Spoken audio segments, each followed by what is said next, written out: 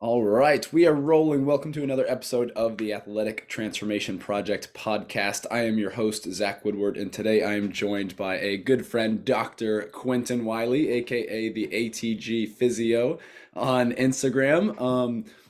Dr. Q is a kind of a very well-known kind of physical therapist. Has recently started working with barbell medicine as well. Is a also a recent member of kind of Team USA bobsled. So he has had a lot of very cool stuff going on. Has a different perspective on blending the world of strength and conditioning and rehabilitation, and maybe how those two areas kind of intersect and can complement each other. And I'm very excited to have him on the show today. So Q, welcome on, man. What's going on, Zach? Thanks for having me, dude. This is going to be a blast. And I know we've gone back a few times in the past about, with different folks that we've been working with. So, yeah, man, really looking forward to get into it. Absolutely, dude. Me too. So, just first off, because like I said, have a lot of new stuff going on in your life and everything. Like starting off with bobsled, and then the new stuff that you just were telling me about before we hit record about barbell medicine and everything like that. So, just tell me about kind of where you're at and how everything's going, like adapting to all the new stuff that you have going on, and maybe where it is that you're trying to go. Yeah, no, so it's been a wild past 12 months, I guess you could say. I mean, it's been a lot of life. And so this past year, I ended up, doing USA bobsled. I went to a rookie camp, made the USA National Olympic team, competed this past season for Team USA in bobsled, and now we're here on the tail end of the season. The bulk of it is done. There's one more small race in Lake Placid, which I will probably not be doing, but and in that time, I have moved from doing part-time in-person physical therapy as well as remote physical therapy and pain and rehab training to now all remote in order to facilitate me being moving around and competing with bobsled. As well as it's just a model that I think works a lot better for me, and we can explain and get into why remote physical therapy even exists, how that's a thing. I know people are probably already questioning, like, how on earth do you do remote physical therapy when that seems like a pretty in-person type service? And I am here to tell the good folks it is not, and there is a good way to do that remotely. But um, yeah, so right now I'm actually in Texas for a time, and might stick around here for a little bit. Probably will be stepping away from USA bobsled at least for a little bit until the Olympic year in order to work on some of these new career things and continue to develop as an athlete in the off season. I did start working for a really great company called Barbell Medicine. They're mostly involved in putting out digestible content surrounding current research in the healthcare setting as it relates to things like nutrition, things like pain, things like certain injury conditions, syndromes, uh, conditions surrounding pre or post surgery, and they're really great people, great group of physicians, chiropractors, and physical therapists, as well as strength coaches that provide training and rehab resources to people. So check it out. Check them out. Barbell Medicine. They might be coming to a city near you to present at a seminar, and you can always come to that and see what they're about and have good conversations with really smart people, way smarter than me. I'm just riding the coattails of people who have laid the foundation for something good to happen. But and then I run my own. I have my own still kind of that I do on the side, strength conditioning and pain and rehab programming. Just mostly at this point for folks that have been with me for a long time, because now I'm trying to transition mostly over to the barbell medicine side of things. But yeah, it's been fantastic. I'm really happy for a lot of the new things and a lot of the good content. I'm happy for the social media and the internet, if you will, has opened the door for a lot of spread of misinformation, but it's also opened the door for a lot of the spread of better information, and people are leveling up their education a lot sooner. So good groups out there, good folks like us fighting the good fight, trying to make the training and rehab space better. So, and you're in that too, Zach. So appreciate the work that you're doing, and yeah, man, one day at a time, we'll get there. I love it, man. I love it, and I love that that attitude as well. So, like you said about the kind of remote PT and people maybe not having a clear understanding of what that is. A lot of people maybe having a misconception of just PT in general as just being something that's very passive, manual treatments, manual manipulations, and different things like that. Maybe elaborate on maybe what you're doing, what's a little bit different. Kind of, yeah, just kind of some of the differences that you see there in the application. Yeah, absolutely. So something to consider is that in the space that I operate in, and really we could even talk about this in more like a general sense in physical therapy, that most manual treatments, meaning the hands-on care, that could be dry needling, that could be cupping, that could be instrument assisted massage, that could be just adjustments, that you talk about with like a chiropractor, for instance.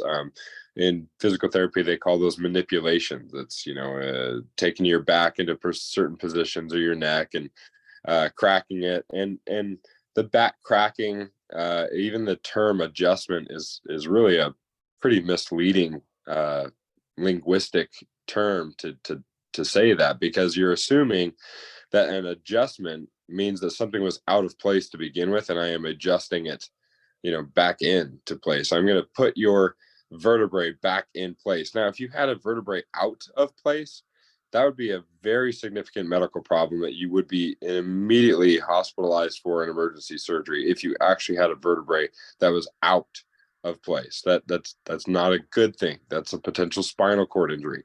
So when, even ribs don't go out.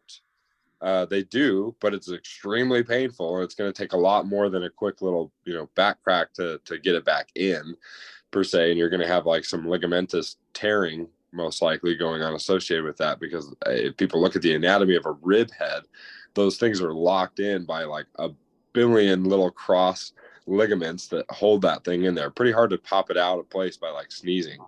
Um, so, I think the manual therapy space, when we look at it from a literature side of things with the research, and that's where I'm going to hang my hat, because anything that is not well studied or researched that we're going to claim works, well, then we are most always going to be including a lot of personal bias in that. We're going to be including a lot of the way that we view how our expertise works on somebody, because if we do something, say something hurts, I press on it with my hands, the patient tells me, oh, it hurts less, therefore in my mind manual therapy must work.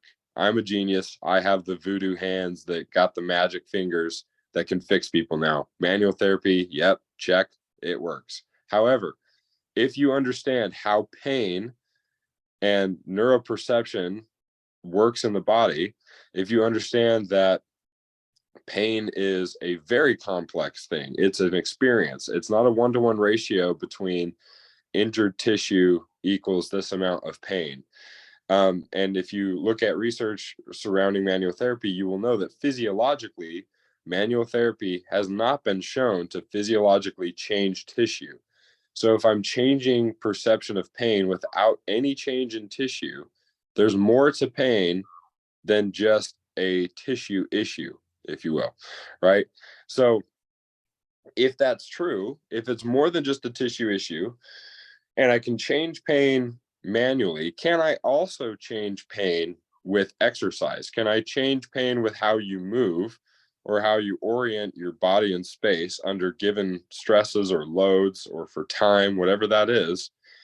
Now I have two things in my favor. I'm not only changing pain, which I could have potentially done manually, but I'm also changing tissue structure, which in my mind gives people a much better solution for long-term recovery. And it helps build self-efficacy in a system where, as we know, healthcare literacy is so poor in our country. It's horrendously poor. And to no fault of the people, it's just something that, one, we're not really educated that well about our health in school, in the general system. We're spending a lot more time learning about mathematics and geography and history than we do about like our health.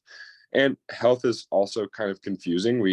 We tend to place the responsibility on those who have white coats to tell us what it is that's wrong with us when we get there. So it's just something that intellectually people kind of slide off the table, like, oh, that's a service that I can just go get, and I'm going to pay these people who have been through medical school to figure this out for me. But then we get frustrated when it's like none of these doctors know what's going on. I don't, I know what's going on better, and it's like, well, I think I would rather give people self-efficacy where they have a framework, a mentality, a base of knowledge that they can then manage their own problems as they arise, at least enough to the point where they can get themselves out of some hot water pretty fast, as far as like when they're dealing with pain and injury, until it gets to a point where maybe they do need a healthcare professional, but they already now have at least some groundwork coming into that conversation or into that their own treatment, and the way that they think about pain, the way they deal with it, the way they most people when they have pain, they're just like, oh well, I'm just going to take time off and then I'll come back. They just take 2 weeks off, they just take 3 weeks off. And as we know, and you've seen this too, Zach, I'm sure, like that's a road to nowhere, that you just keep resting, not addressing the actual underlying issue. And unfortunately, it works pretty well in young people. That's why we do it, because when we're young, we have this little achy pain, it hurts, we take a week or two off.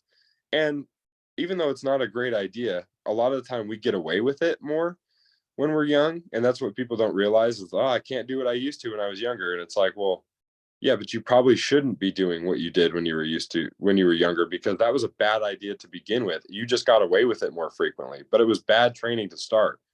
But now that's their lived experience that they're taking into, adolescence and adulthood. And it's like, well, that doesn't work that well. And it never did. Yeah. So I'm trying to give people solutions to where they don't have to rest. They don't have to take time off. They don't, and then also they don't have to always consult me or another healthcare provider the second something is going wrong, that they have a wheelhouse of knowledge that they can then say, all right, like, take a step back. This is probably what's going on. Let me think about this. I know where to look for some resources. I know where, who to talk to maybe if I can't figure out certain things on my own, especially for recurring issues. I want people to have an arsenal. It's something that we've already worked on, say like low back pain. Okay, we worked on low back pain for the last 6 months, and then they were good. They went on their merry way, and 3 years later, 4 years later, maybe they have another spout of back pain. Well, instead of freaking out and going through getting an MRI and spending all this time off work and freaking out that they need surgery, now they say, yeah, I know what this is. I've dealt with this before. I know how this responds. I know not to be worried. I've got all these things I can do for this. And maybe 4 or 5 years from now, the same experience that caused them 6 months of healthcare now caused them zero, right? It costs them zero because they have the way to deal with it, and they have education, and they're probably going to educate and help others as well do the same. And so, bad business model, you could say, right? That like, I'm Yeah. trying to I'm Absolutely. trying to make people independent, but ethically, I think that's the right thing to do from a healthcare perspective, is not make people think that I've got these magic voodoo hands that can fix you and heal you, like all the other BS that a lot of PTs and chiros are peddling right now, which is super unfortunate because the research really doesn't support it as well as they think it does. And there's a lot better solutions out there than just having someone push and tug on you and stick a little tiny metal filament into a tissue that does literally nothing physiologically for you. I think there's better solutions than that. That's me. I know people are going to disagree, and they're going to have their own, like, well, dry needling or manual therapy works for me. It feels better every time. And it's like, yeah, buddy, I'm sure it does, but it's not doing what you think it is. So you keep enjoying that paycheck that you're sending over to your healthcare provider every week when you go see him for that stuff. But I think there's a better way. Yeah, absolutely, dude. There's a lot to unpack there. Like even just going back to the adjustments idea with the spine and the vertebrae. The first thing that came to mind is like you dislocate your shoulder, like an actual dislocation. Like that's something that you're aware of very immediately. It's not something that in 4 or 5 days maybe I'll get it checked out. Like the difference in language actually makes a lot of sense there to me.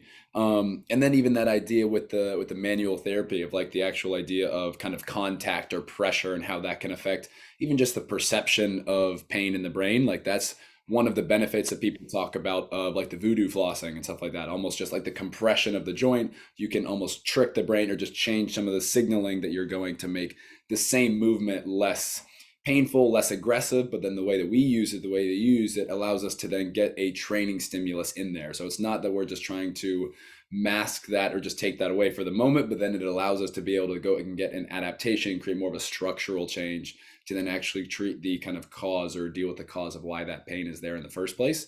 Um, and so Yeah. that I think is one of the big things of like how we like that approach of trying to think about why the pain is there in the first place rather than just treating the symptom itself. And then even that idea around making clients and stuff like that much more autonomous, being able to take some of that into your own hands. Like you said, it's maybe not the best model for a like for a business and stuff like that. You don't have that reoccurring cycle, which is one of the things we could maybe talk about as issues in the healthcare system in general. But definitely is something that is empowering to them, and I think makes the most sense. Like if we're going to do something that's actually going to have an effect on people long term, it's something that, like you said, like we can't be the guru as much as that feels good and everything like that, but to actually give people basic tools, basic knowledge that they can start to take some of this into their own hands. Like all of that makes a lot of sense to me. Yeah, I'm really happy you actually brought up to the idea of the voodoo floss bands because, like, that's the thing. If something or someone say they really like the manual therapy idea, and you know what, man, I'm not going to call someone soft or that they're wrong for liking massage or liking when people push on them. Man, when you're in pain and life is stressful, and like, even if you're an athlete too, I mean, I know how it is at the upper echelon of athletics. It's like, you just come off the court or the field, or in my case, you come off from pushing a bobsled and running down ice and experiencing g forces pushing you down into this like rock hard fiberglass like sled, and you're in this tiny little suit. You're just getting beat up, man. Sometimes it feels great to just lie on a table and have someone do something to you, because it just feels good. And it's just something different that the world isn't really offering you. And so I think there's potentially just as much like of an emotional and mental release that can happen from someone just getting laid down on a table and moved around. Sure, that's okay. In my mind, that's a luxury service. That's not healthcare. That's just like a luxury feel good item that you could pay for, similar to like you'd pay for at a spa or massage. But if you're spending healthcare time and healthcare money, um, you should do something that has long-term efficacy well beyond, oh, this just kind of feels nice right now. um, and the other thing is, when you bring up like the voodoo floss bands, there are so many options to make something just feel nice that you can do on your own. Like the floss band things, yeah, you're going to change the neural perception of a joint or that area that was sensitive. I mean, foam rolling, for crying out loud. It's so easy. I mean, you could take like, lacrosse balls, any kind of little pebble a shaped object. You could roll around, you could push a rolling pin, you could move around on your thigh. I mean, heck, you could even massage your own stuff with your thumbs, and you're probably doing just as much of an effect on the area as you would as someone else. From like a tissue perspective, absolutely. Now the all the other contextual issues or ideas about the environment, the being laid down on a table and just having something do something to you, maybe you're missing out on some of that. But at the end of the day, if that's not causing physiological change anyways, that's not really where I'm gonna, put all my eggs in that basket for that to be my saving grace to keep me training or to deal with my pain and issues. I got to look for something bigger and better than that. And where I think there's a big problem in our industry, and we can talk about this as much or as little as we'd like to, but the big problem is that you have healthcare professionals with doctoral degrees, or the white coats, if you will, who are pushing that manual therapy or whatever the heck it is that they're doing to people is causing some kind of physiological change. I need to release your psoas. Well, I'm sorry, but that's going to take a surgical procedure and a scalpel to slice down the middle of the iliopsoas complex tendon to quote unquote release said iliopsoas. You're not going to do that with your thumb. I'm sorry. It doesn't work like that. Research has proven that pretty clear. So by saying that, that's one, straight up lying. Two, I think it's unethical because it's not what's happening. And, you can't. And to make people think that that's what you're doing, that's deceptive. That's wrong. And so I think there's so much that can be done on your own in the manual therapy realm that has equal effect and benefit to what's done, in person with manual therapy, that it's like, yeah, I could just show you how to do that. And anytime that thing, flares up for you, boom, there's your go-to quick, immediate pain relief. Do this little thing. It's not going to change the tissue. It's not going to solve the problem. And that's where the education needs to be had. People on Instagram, see green check marks and red X's, do this for your pain. And what they're not being followed up with is, this does not change your tissue. This does not solve your problem. There needs to be way more than this. But for just a quick temporary pain solution, you can modulate your nervous system and, change the perception of pain. This does, disclaimer, disclaimer, this does not do X, Y, and Z. However, when that's left off, people automatically default to whatever it is in society and our cultural norms that have somehow taught us, whether that came from their parents, friends, peers, other Instagram posts, whatever now, that little quick pain fix is also simultaneously doing something physiologically to their system, which it is not. And that's where I think sometimes these ideas continue to be perpetuated, even though it's not directly stated. If it's not also directly, contended, the poor narrative continues. Absolutely. And I definitely want to get into some of the, I guess, differences or maybe even lack of communication or synergy between more of like your world, like the actual rehab physical therapy, and more of like the just personal training, strength and conditioning, because it seems like there's definitely a gap or a disconnect between those two worlds. But when we're talking with, like, while we're still on the subject of kind of pain and actual physiology, like creating adaptation to the tissues and stuff like that, what is your kind of general approach to dealing with the two? I know it's going to depend on the context within the actual client and things like that, but how much of it is trying to work around the pain versus create tissue adaptations to address why the pain is there? Is that something that you will push through to create the tissue adaptation? Just so maybe a little bit more on how you approach that or your kind of ideas around that. Mm.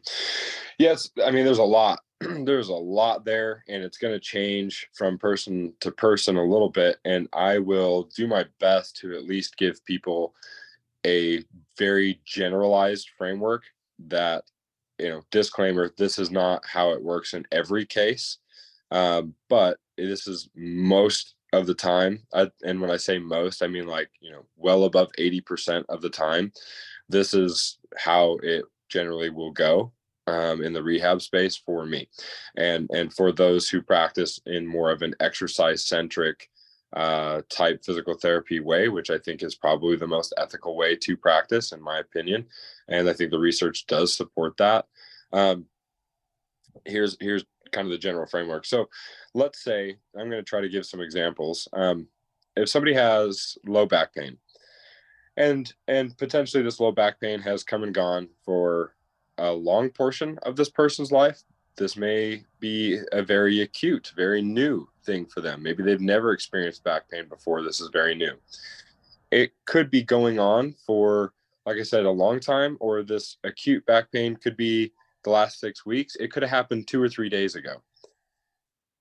The goal is to start asking this person, this individual that we're having this conversation with about their back pain, when it happened, where it happened, what was surrounding that, what are they afraid of now that it's happened, what are patterns. I'm looking for patterns or clusters of signs of things that, yeah, man, it's fine throughout the day, but hurts when I do X, Y, or Z. And we start looking for consistent patterns of things that kind of lean us in a direction that might indicate what is potentially going on in the person. And low back pain is a really difficult one because 90% of the time, and well, much more than 90% of the time, like more like 98 or higher percent of the time, low back pain is placed into a category of what's called non-specific low back pain. That usually that puts people off because they feel like they're just being put in this really vague category of like, well, what do you mean just non-specific low back pain? It's right here. I can point to it. What's this thing that hurts? And it's like, no, no, no, no, no. It doesn't work like that. There's studies that will put people under anesthesia. They're unconscious. They inject a saline solution into a particular spinal vertebra or level of the spine that should be aggravating and cause pain. And then they wake these people up from anesthesia, and the people will tell them that their back hurts in a completely different area than the place that they placed the saline solution. Like, we're talking like they'll put it at like T7, which is kind of at the level of your scapula in your mid back, at the bottom edge of the scapula in the mid back, and they will feel low back pain. Yeah, it hurts way down here, down in the lumbar. And it's like, okay, so now we don't really know when there's an insult to an area or a particular tissue in our low back. It doesn't seem to correlate well with where we feel it. Then we know that 80% or more people, if you take off the street and MRI them, they're going to have things like herniated disc and degenerative disc disease, and they're asymptomatic. So now we don't have an idea of when this is a problem, because you see just as many people without pain demonstrate the exact same structural abnormalities as people with pain. So now we have a lot less confidence that anything we see on image is actually causing the pain we're considering, right? So you start this, I've only just mentioned like two factors, two studies that have to do, or two study areas, I should say, that have to do with low back pain that significantly change the equation of what we need to consider when dealing with someone with low back pain. There's a lot more than two, right? So now this is a complicated thing. So now we're starting to find, how do I simply find what things are potentially going on? Okay, here's an example. Yeah, every time I bend forward, or they start listing exercises, and lo and behold, a lot of them are flexion based exercises when they're bent over. Okay, well, part of the rehab process is going to involve bending over and picking up things and doing things that are, at your level of aggravation, but also at your level of tolerance, right? If so, I think what we're getting at is, should rehab, or how often is rehab pain free versus painful, and what's the line? What's the line there? Well, similar to anything in life, from intellectual, from career, from relationship, from health, from exercise. Now, even, it's funny because we do this with training, where we do things that are uncomfortable, that cause temporary muscle soreness and pain. We do things that are uncomfortable and hurt like crazy in training when we're healthy, in order to yield an adaptation. But then when we're dealing with actual pain, we think now it's a problem. Now it's a real issue. No, this is different. And to some degree, I understand it is a little bit different, but your perception of it is really just as much what's quote unquote different as what's actually happening at a tissue level. And so when we perceive things as good pain versus bad pain, that does something. That does something to our actions. That does something to our perception of how bad something is, and that matters. So, if somebody has low back pain with bending forward, what I try to do is I say, what amount of bending forward can we safely do? And by safe, I mean safe as in what you can tolerate from a pain level that doesn't get astronomically worse in the coming hours or the next 24 to 48 hours after doing it. Well, we need to do a lot of that. And then we need to have a plan for scaling it forward. So, if I can only pick up like a 24-pound kettlebell off of an elevated surface without that much pain, it's a little bit aggravating, but I can do it. All right, cool. We're going to be doing like 3 or 4 sets of that at a slow tempo today as part of your rehab, is picking up this kettlebell from this surface, because even if that might not be the only training stimulus that we need to do that's important, it's certainly one of the biggest neurocognitive training stimuluses we need, because they're afraid of it. It terrifies them to bend it over. So in my opinion, and this is, how a lot of the people that practice like me do this, if I spent 6 to 8 weeks doing all the things that are not bending over, and you feel great, your back pain has abated, you are feeling strong, healthy again, what's the first thing that happens when I say, great, we're going to deadlift today? Or, hey, we're going to bend over and pick stuff up. I know we haven't done that in 8 weeks. And that was the very thing that hurt, that made you feel like it hurt you and put you into this position, this predicament where we've spent the last 8 weeks dealing with it. But we're going to bend over today and pick stuff up because you told me that lifting weights is important. And guess what? Bending over and picking things up is also a part of life, especially, you have a 3-year-old that you need to pick up, or you have a toddler that you need to pick up. You have a garden to tend to, you have a house to clean, you name it, but you're going to be bending over pretty frequently. So the first thing that happens when I tell them we're going to bend over and pick stuff up is catastrophic apprehension, fear, all the same stuff that existed 8 weeks ago when we started is still there. Didn't go anywhere. It's like, I don't know. Now I got to pick this thing up. But if I've been having them bend over and pick things up for the last 8 weeks, and now we're to the point where they're picking up, I don't know, 50, 60, 70, 80 pounds off the ground, where we started with a 24-pound kettlebell off a 24-inch box, and now they're picking up 80 pounds from the ground. My confidence in their ability to function in life is a lot higher. Their confidence in themselves that they're functional and that they can do hard things in life, that they are resilient, that they are prepared to do what it is they need in life is better. I'd say that's a more successful healthcare stint than the prior alternative of where we don't bend over and stay completely pain-free all the time and never do the things that they hate and aggravate them. Because if you don't, and you don't poke the bear a little bit, you're never going to get what you're looking for. Greg Lehman is a really great resource. He's a chiropractor and a PT, and he uses this idea of poking into pain. One of the things that he says, it's like riding a bike, and that's a pretty easy one for people to understand. If you've ever gotten on a road bike, like a professional cyclist or someone who's really into it, and you get on that seat, those seats are not comfortable at all. I mean, it is a rock hard, skinny slat. And for a big dude like me, that's like 230, getting on that thing does not feel good. And for most people, after like 10, 20 minutes of riding, they're like, oh my gosh, it is terrible. And then you get the little special like pads that go between your crotch and to sit on it. Guess what, dude? It doesn't do that much. It still hurts. But what happens is, like, how is it that these riders then are out there riding for like hours, like 6-7 hours, sitting on that dang hard seat? Well, they don't have like crotches of steel. Like, they haven't built up this ridiculous callus and like huge like bone structures or like muscle in their crotches to deal with this seat, right? It's that every time you ride, your body perceives this hard, bumpy road bike seat as a little bit less threatening, because every time you do it and your body gets off of it and realizes like, hey, we're not damaged. That's a little like tender down there, but like it didn't really like hurt us. It didn't threaten our survival. Like, we're good. We can just dampen our pain response to that thing.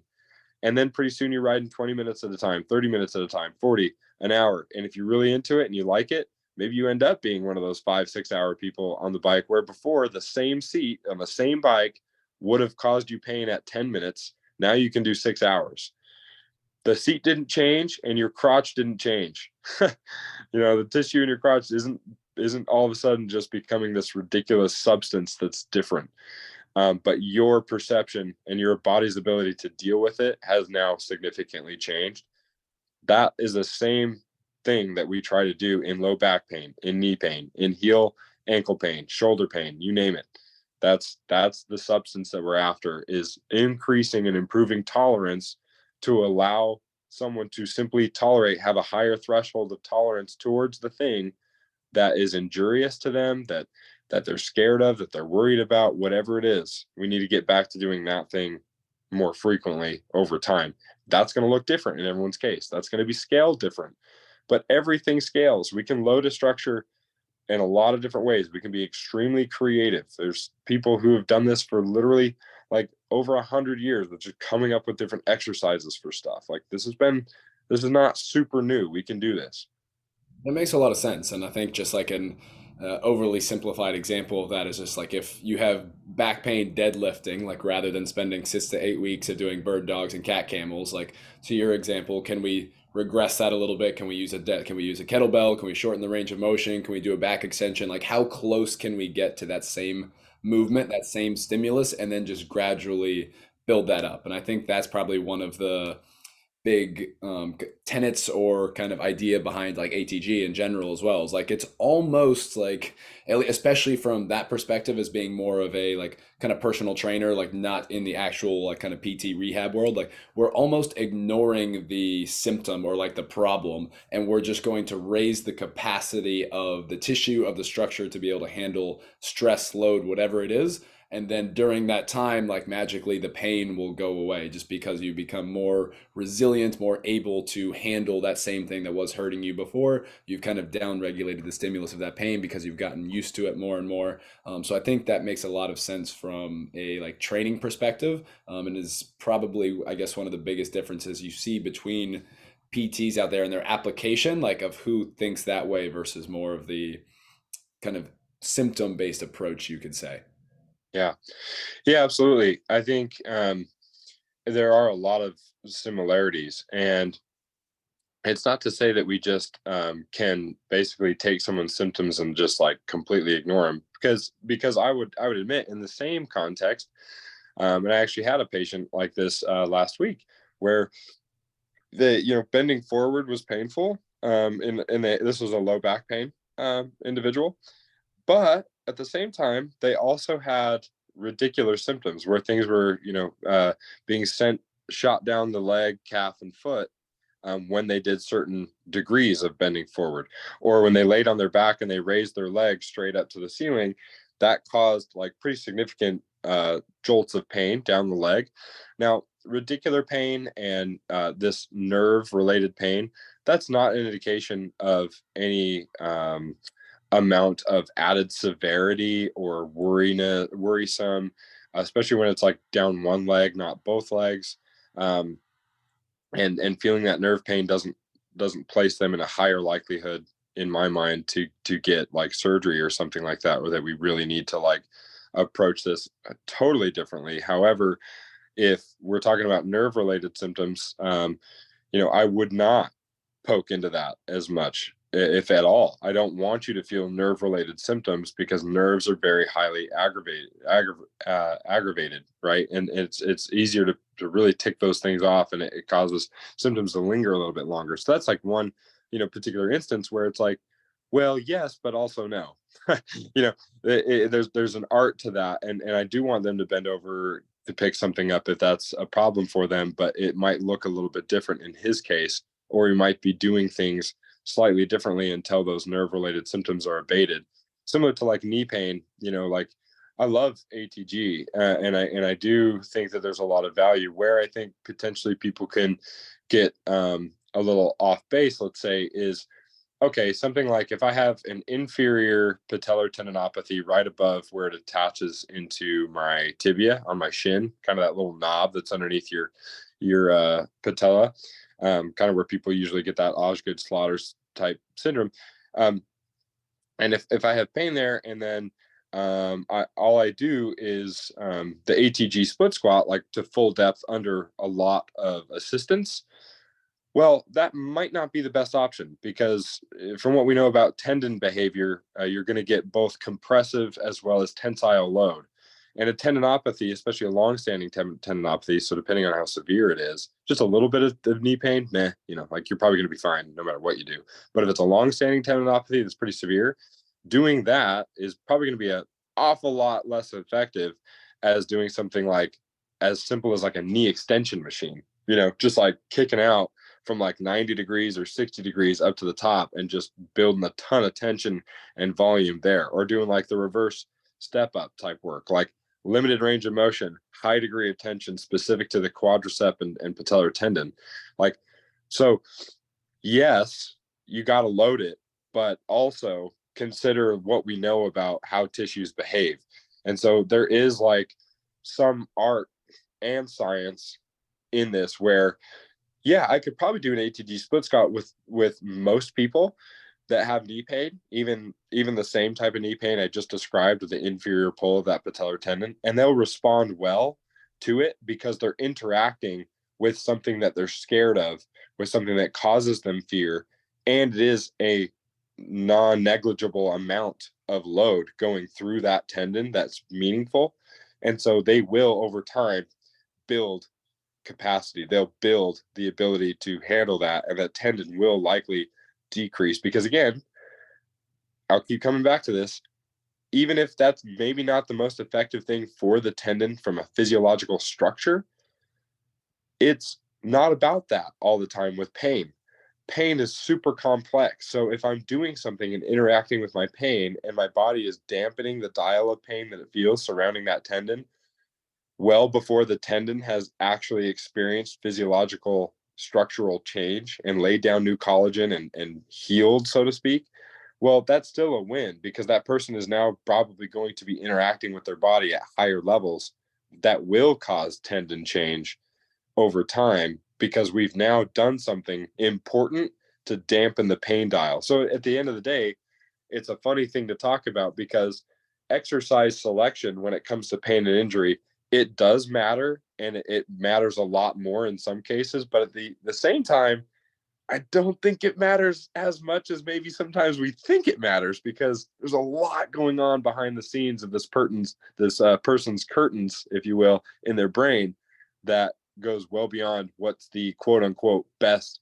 exercise for this particular structure, because that best exercise is maybe only the best because it's the one that they're afraid of or it's the one that they care about, right? And so that really becomes the best treatment, is what the person feels like is the best treatment, is probably gonna be the best treatment. We, as healthcare professionals, or even in your circles like strength and conditioning, you're trying to help people understand maybe two or three potential reasons why the exercise you've chosen is most likely the best quote unquote exercise at this particular stage, full well knowing that it's very contextual. There's a lot of other things at play, and you could be wrong, and that's okay.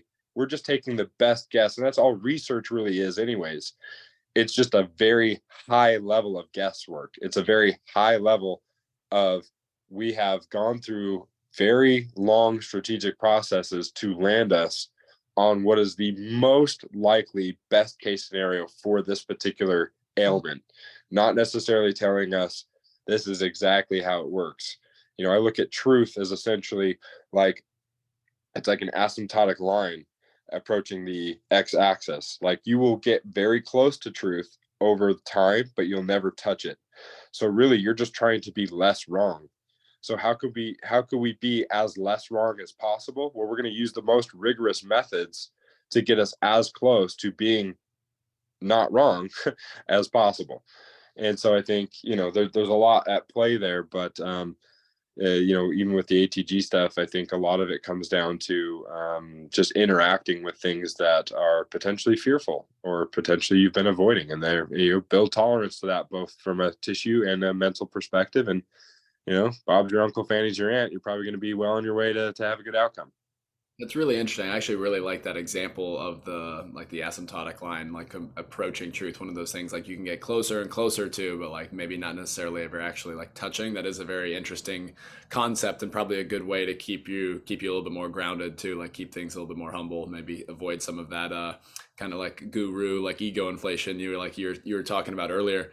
It's also really interesting when we can like how far down the rabbit hole of just the physiological side of things you can get into, and when it comes to pain and different symptoms, different tissues, how they react differently to different things.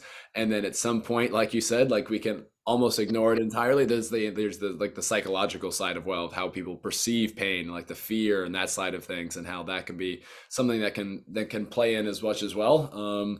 Yeah, it does make it very, very interesting. One thing I definitely wanted to get into is more like ACL work specifically, just because personally that's where I see a lot of my athletes. I tend to help people with that kind of later stage return to sports progress after they've done a good stint of kind of rehab, have gotten back on their feet, and kind of help them make that transition to sport training, getting back on the field, everything like that. One area that I'm very interested with that, because we can talk about why injury rates we know are so high, and that's something that's obviously very complex and very multifactorial. But something that you and I maybe have more control over is like the re-injury rates, or something that also seems to be fairly high. I think like 20-30% is high. Will somewhere in that neighborhood will have instances of re-tear.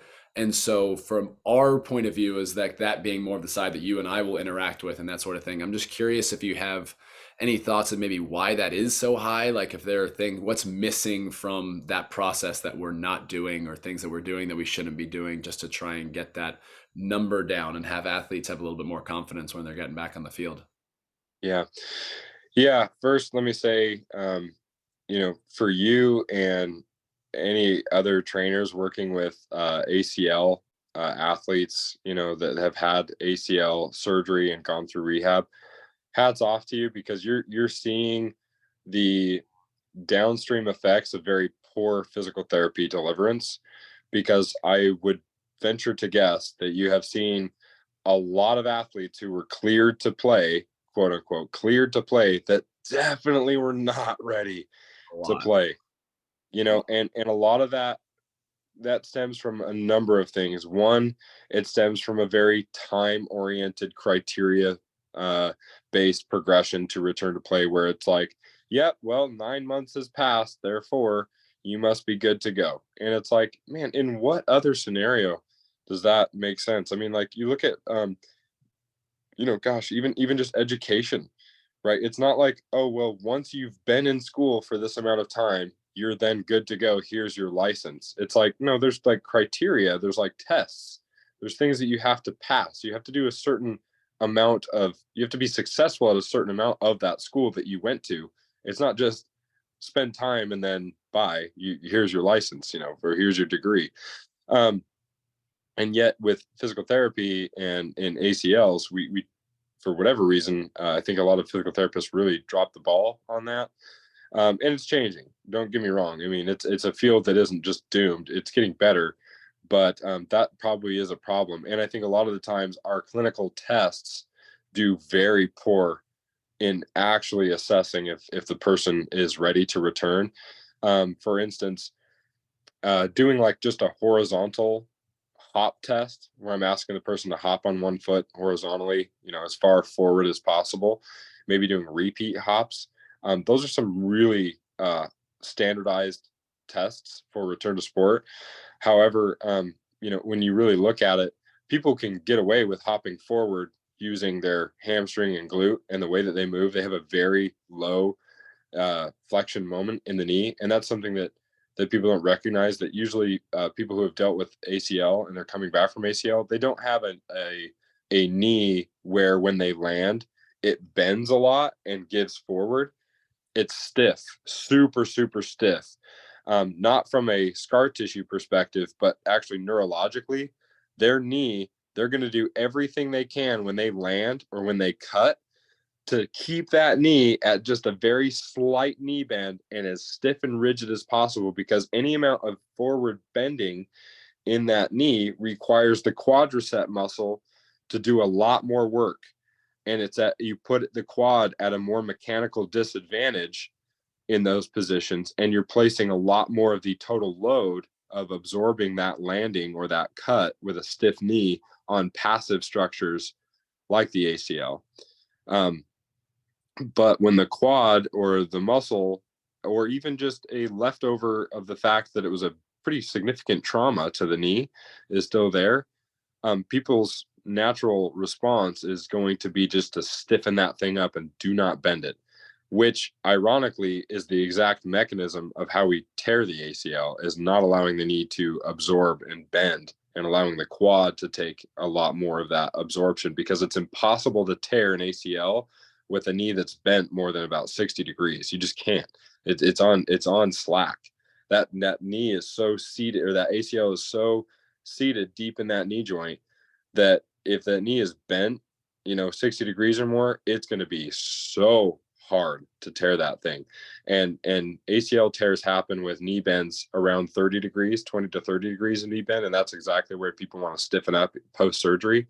So there's a lot of like qualitative movement pattern type stuff that we could consider here when coming to ACL, and that gait, including running gait, is different in people who have had an ACL surgery for up to 2 years, if not more. And we're going to clear them at 9 months to go back to sport, which involves running, and their running looks different from side to side up to 2 years. Like, that's too early.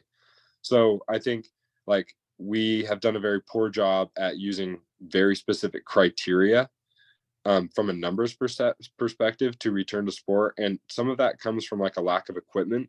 You need something that's more objective than just pushing on it with your hand. And that's what happens in physical therapy, is a manual muscle test is what they call that, where I put you on a table, have you sit on the edge so your legs are dangling, and I put my web space of my hand on your ankle or your foot next to your shoelaces, and I say, okay, kicking in my hand. Oh yeah, making a good quad. Good. Yep, you're strong enough, dude.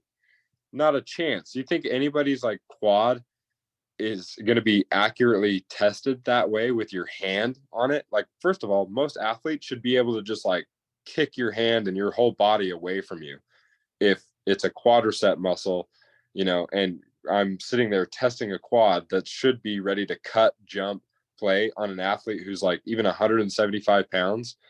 They should be able to produce at least like 175 pounds of force into my hand. There's no way I'm holding that in a clinic with my hand and accurately, assessing if they're putting out 175 pounds. That would throw me across the room if done well. So we need like more objective testing, I think, tests that actually significantly mean something, that could be with at least some kind of a dynamometer or a knee extension machine, or something that involves weight, something that involves measuring force outputs on the ground, whether that's like, that could be like a force plate where we're getting like reactive strength index so we can see how quickly they're able to produce that force as well. There's a lot of things that I think are just left to being like, well, 9 months have passed and you're looking pretty good. You can squat. Well, okay. I've seen people with a 70% deficit in their quadricep muscle put together a really dang good looking squat that you would have no idea. There's really not like much of a hip shift at all. They come up smooth out of the hole. It could even be a lot of weight relative to their size. It could be a 195-pound athlete who's squatting 315, for reps post ACL, and you might say like, dang, like this guy is getting strong. Well, sure, he's strong at a squat, but unfortunately, a squat isn't his sport in most cases, and so it's like, well, he might still have a pretty significant quadricep deficit, because when we throw him on the knee extension machine, he's shaking like a leaf. He just squatted 315, but that's no good if his quadricep is, moving 70 pounds, because the quad is the only muscle group that is dealing with knee flexion moments and handling the torque that goes about the knee when it comes to resisting the knee flexing forward or bending, or controlling the eccentric portion of how quickly or not quickly that knee bends. That's the quadricep muscle. It's responsible for all that. And when we know that ACLs and ACL tears and recurrence of tears happen at these specific joint angles, or when there's a lack of ability to control knee flexion moments, seems like the quadricep would be a pretty easy low-hanging fruit to go after and to test if we're going to say that someone's ready to return. I think there's also a lot of psychological pieces, like 9 months passes, but are they mentally ready? I mean, chances are, dude, 9 months is not a long time. It sounds like a really long time when you're an athlete and you're on the front end of an ACL, but then when 9 months passes and you're told that you can get cleared, and you lace up your cleats or you put on your basketball shoes and you get your jersey ready to go to play again, in a real full game scenario, and now you have this idea that like I should be going at this point, man, I think most athletes will tell you like that was kind of scary. Like I don't know how really truly ready I was, especially when they have reoccurrence of tears. It's definitely like, shoot, man, that's a painful process. So I think our ability to test is very poor. Not, I shouldn't say our ability to test. I should say that the actual amount of testing done is often pretty poor. We use criteria like time to dictate when to return instead of objective numbers, and that might be a lot longer than people are used to. And that doesn't mean that you did a poor rehab job. And everybody references whoever it is, Adrian Peterson, coming back from an ACL in like 4 months or whatever it is, or like these other wild stories of people coming back in like 6 months and playing professional sports. And it's like, okay, yeah, how many of those stories can you name given how many ACL surgeries have occurred? And I'm sorry, but you're not Adrian Peterson. They're freaks for a reason. You know, his 70% effort is a lot better than your 100%. I'm sorry, but he could get away with a lot more than you. You're not that, and there's so many instances where it's like, oh well, yeah, he got back and played this, but then it's like, yeah, but what did 5 years from then look like, or what did 10 years from then look like? Was it still a wise decision? Would or what happened the rest of that season? Like, they don't see all the other contextual variables at play in situations like this. They just see a time, they just see a number, and think that if they're not there, they're doing a bad job, when in reality, man, like, if you're taking 12, 14, 15, 16 months to come back from an ACL, like, I applaud you, because you're probably going to be in a much better headspace, and your physiological qualities from like how strong you are, if you've been working on it for all that time, is going to put you in such a better position where there's not this 30, or I think it's 30%, it's more than 30% have, re-tears, at least in some research papers, not all of them. But then there's also, by and large, I think there was, what is it, like 50% of people actually go back to their sport even at the same level post ACL. So it's like, all right, well, half the people are returning, and of the half that do return, we're seeing 20 or 30% people re-tear. That's pretty bad. Like, that's awful for ACL rehab if you think about it like that. Like, so you're saying that a pretty high percentage, relatively high percentage of the very low percentage of people that actually get back to their sport are re-tearing or having this issue? Like, we're doing bad. We're doing super bad. So it's gotten better, but I think, those would be where my mind initially is drawn to, is some of the very poor expectations on the front end of rehab, and then very poor testing and objective measures to indicate that somebody really truly is ready to return on the back end of rehab. No, that makes a lot of sense. And like when you gave the example of like the triple hop test, like I can literally picture that in my head, like from a side angle of like you're watching a girl do a triple hop and her knee bends this much and she just leans forward at the waist and throws her shoulders forward to try and get that hop. That makes a lot of sense. And in terms of like the quad strength as well, like I can't tell you how many people that I'll see. Like that's one of the critiques that I'll talk about, is so many of the like the so much of the strength work that you'll do in traditional PT settings. Like you can compensate so much with your hips. Like it's a lot of leg press, it's a lot of box squats, it's a lot of things like that, where like even step ups where you'll allow the hips to come back so much that when they then come in with me and like I put them in more stricter positions where they can't use that hip on, like where we'll elevate the heels a little bit, just playing with the torso angles, all that sort of stuff. You'll see so much of that, like you said, just shaking, instability, weakness, like even people that are 6 months post-op that can barely do a strict body weight step up, like that's focusing like the strength wise on the quad. That's something that I see so much of. And to me just comes down a lot to like exercise selection and that sort of thing.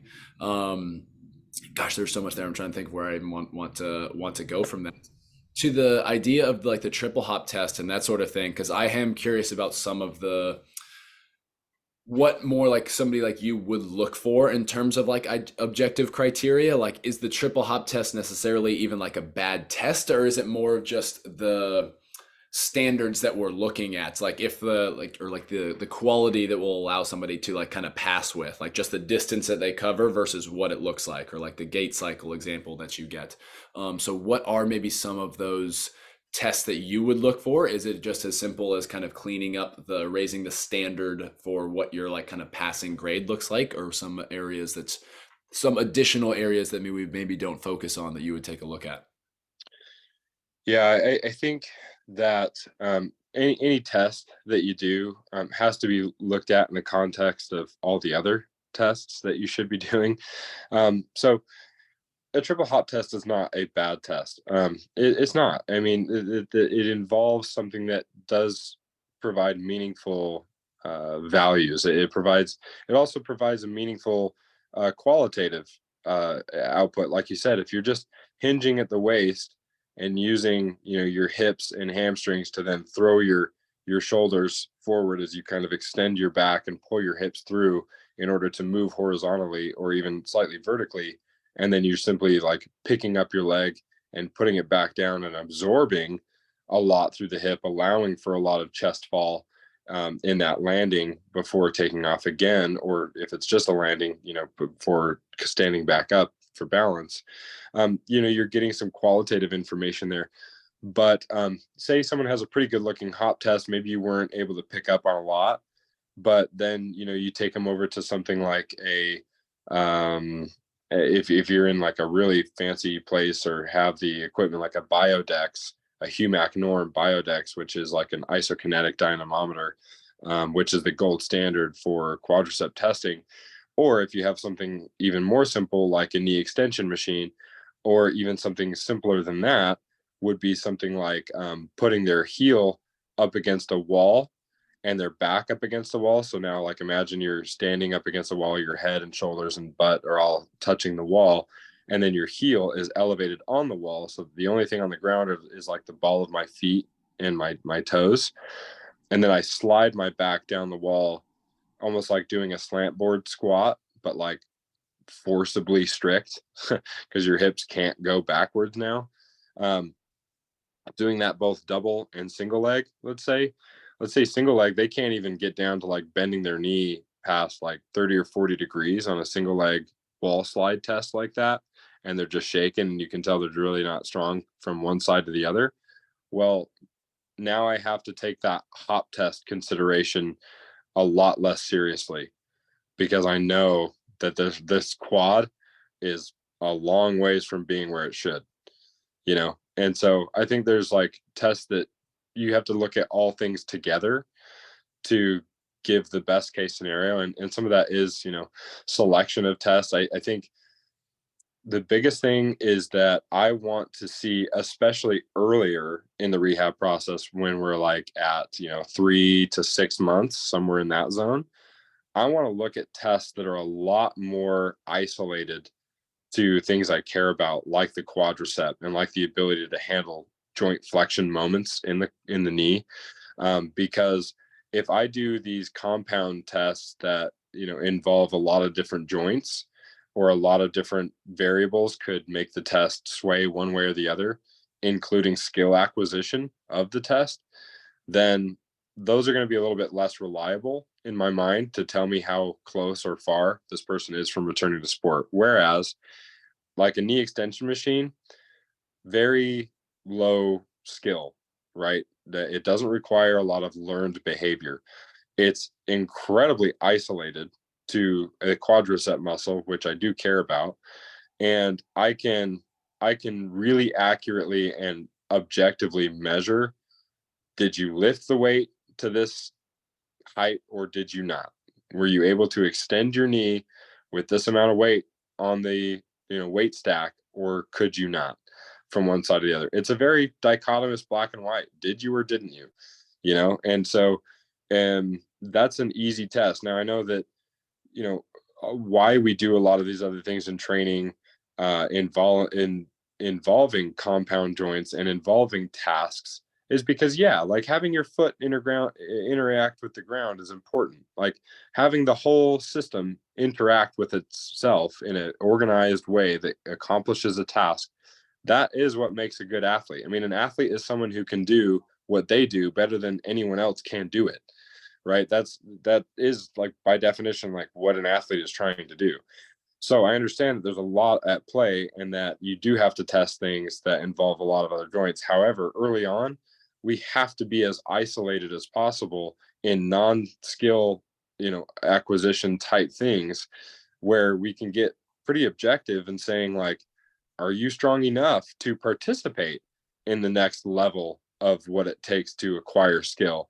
I'm not going to have somebody be doing, a bunch of plyometric activities when they haven't even passed meeting like 80% of limb symmetry between the right and left leg. What good is it? What good does it do to do all these skill based things and plyometric? It's like, well, that's their sport. Yeah, okay.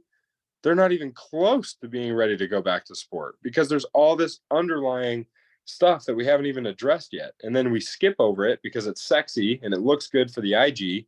And then we get 9 months out and this person's been hopping around and jumping and they never once got a knee extension machine, which is boring and not sexy.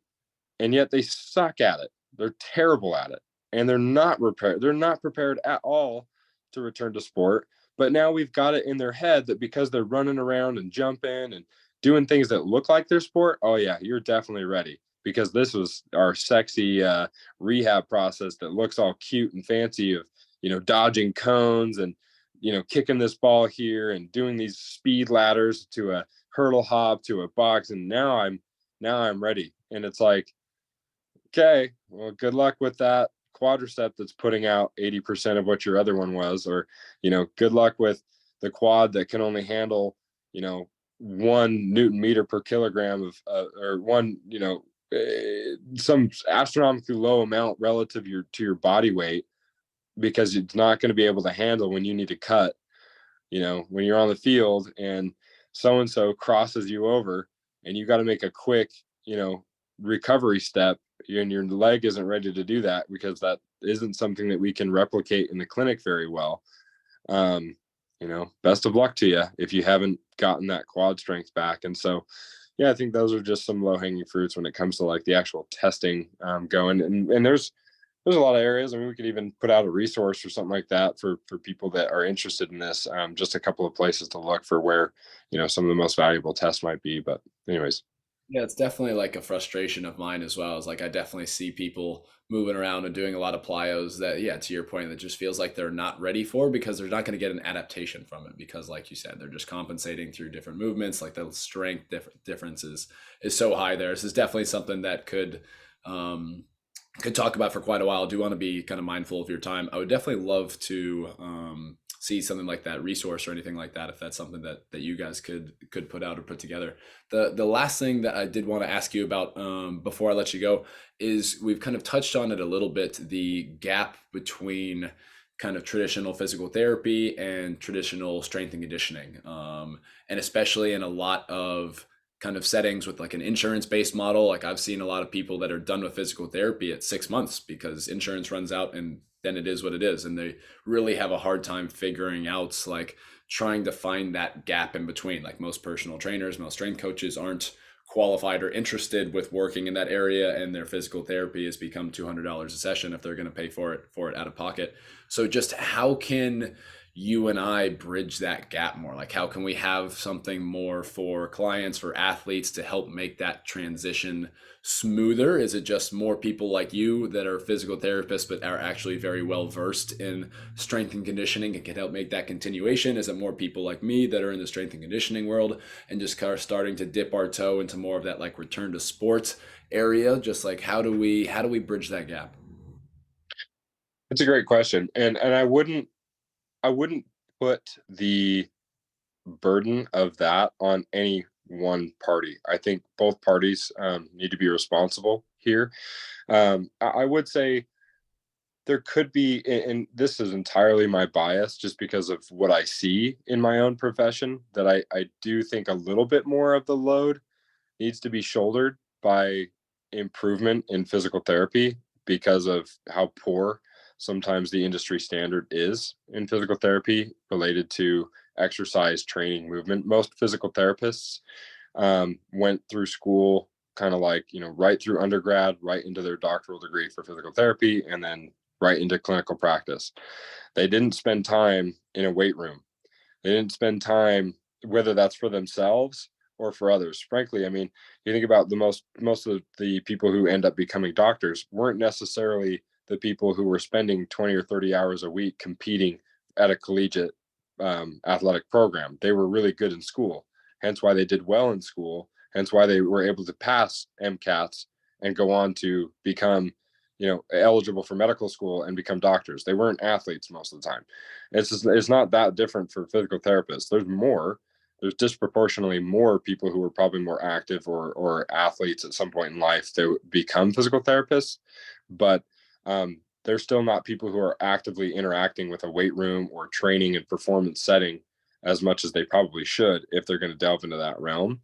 And so, and then also like physical therapy from an education, like institutional level, exercise prescription is a very important class and very important like credentials that are part of the curriculum. However, most of the time it's breezed over, or it's breezed over pretty easily, and most of the time it's taught in a way that's extremely vanilla. That's all I'll say. It's just very basic. You get one semester of it in school, exercise prescription, or maybe 2 semesters of it, depending on your program. And the quality of that education varies far and wide from like an exercise perspective. So unless you're, spending time training or, training, and you've actively taken time outside of your studies as a physical therapist to learn about training, you're going to be dropping the ball there. And if that's where we're then giving you guys, like the strength conditioning coaches, the handoff of like, yep, they're strong. And then you get them and you're like, no, they are not. Like you're having to then go backwards and deal with a lot of stuff that should have been dealt with the physical therapy. So I do think that maybe physical therapists are responsible on the front end of things a little bit more in setting the person up and setting their expectations up to have an amenable outcome when it comes to strength conditioning. But I think the biggest thing that I'd probably say between that is communication, breaking down communication barriers and walls. Like I think strength conditioning coaches and physical therapists should interact and talk a lot more and pull down egos and just set all of the education or whatever aside as much as you can and try to land in somewhere where it's like, agreeable for all parties involved. And there's going to be different ideas. There's going to be different exchanges of what's important and what's not. And the strength coach, I think that's the other thing too. I mean, strength coaches, they have their faults as well, where they're not educated in what's actually a good training program or what, sports specific training should look like versus what it probably shouldn't look like, because there's really nothing sports specific until they're just playing their sport. So I think in the weight room and strength and conditioning and performance coaches also try to get really extra cute with exercises and stuff when it doesn't need to be like that. So yeah, I think there can be disagreements, but even through disagreements and the exchange of ideas, the two parties need to talk more to each other so that we have like a game plan that's going, and also understanding each other, like what's important to a strength coach and how do they look at things versus what's important to a physical therapist and how do they look at things, and like, basically blending that, but then also knowing like where one lane ends and where one lane begins. I think both physical therapists and strength coaches try to do the other person's job a lot, and I think that's a problem because like you can only be so good at so much at any one given time. You can't necessarily always do it all. And it's like if there's somebody who really needs to work on speed, like I'm working with a 100-meter track athlete, right? Or a guy who's getting ready for NFL combine, like if he's to a point where on the rehab side of things, we've done a pretty dang good job. We're starting to now transition over into like more of his sport performance thing. But for whatever reason, if speed, he really wants to move linearly very fast. Well, I can get you to a certain point, right? But at a point, I need to be like, all right, like who we got in your area that's a sprint coach or like a speed coach that can work with you specifically to that, who literally all times of his day or his profession, he is worried and concerned about making people faster. I would much rather you go work with a guy whose entirety of existence is centered around making people faster than me, and I think sometimes people just need to get better at kind of swallowing their pride a little bit and understanding where your expertise are and where they're not. And the same with the strength and conditioning coach. A strength and conditioning coach is not a rehab professional. They should not be dealing with rehab because they haven't been trained to. And that doesn't mean that that strength and conditioning coaches aren't going to get lucky a plenty handful of times and have a good rehab bout, because 70% of the time people regress to the mean of getting better, whether they do therapy or not, anything at all. Even, people that just literally do nothing for their pain and injuries, 70% of the time will probably get better over time on their own. So, kind of hard to mess it up too bad, but there are specific instances where you really could mess it up. And it's good to have like clear lane delineation between, this is my realm, this is where I sit, and this is the things that I work on. This is your realm, this is where you sit and the things that you work on that you're good at. But between us, there should be an open dialogue so that we can start to kind of like clean handoff, smooth transition one into the other, if that makes sense. Yeah, 100%. I do think that communication idea is definitely something that's probably the biggest low-hanging fruit of somewhere that can be easily improved, and definitely look forward to seeing in the future as these areas develop and come together more and more, like what some of that kind of symbiosis will start to look like in the future, at different in the private setting and actual collegiate settings and in different areas like that. So thank you very much for giving us your time and all the information, everything like that you have provided us today. Is there any other places that we can find you? Any kind of resources that you have that you'd recommend people checking out? Anything like that you want to leave us with? Yeah, absolutely. I mean, so you can always find me on Instagram. It's probably one of the easiest places to find me or my content. And that is the underscore ATG underscore physio on Instagram. You can also just click in Q Willie if that helps, or you can look it up, Barbell Medicine. If you were to go to Barbell Medicine and fill out a free questionnaire, it also gives you the opportunity to suggest which coach you might particularly like to consult with. So you can always find me there through that resource, which is free. You can fill out the questionnaire if you are dealing with pain or injury. I'd say those are probably the best ways to find me. Right there is DM through Instagram, or go through Barbell Medicine's website and fill out the questionnaire.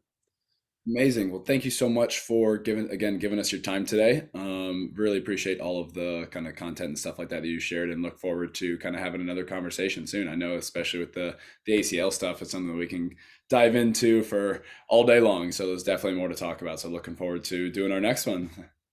Awesome. Appreciate it. Absolutely. Thank you, man.